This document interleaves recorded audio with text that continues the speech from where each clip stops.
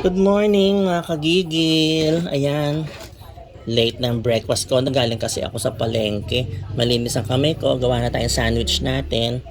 Ayan, spam. Spam tayo tapos lagyan natin ng cheese.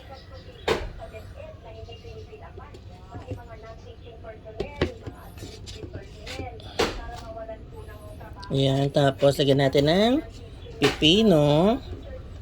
Lagyan natin ng cucumber. Then, tomatoes. O, diba tomatoes? Natin ang kamatis. Yan. Tapos, meron tayong spinach. Lagyan natin ng spinach yung sandwich natin. Ano?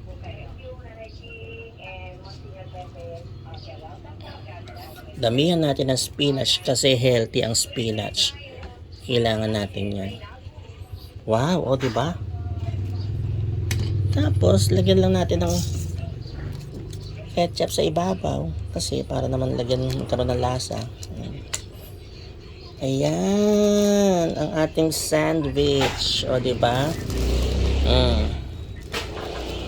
Healthy. Haba. Kaya na tayo mga kagigi. God bless you all.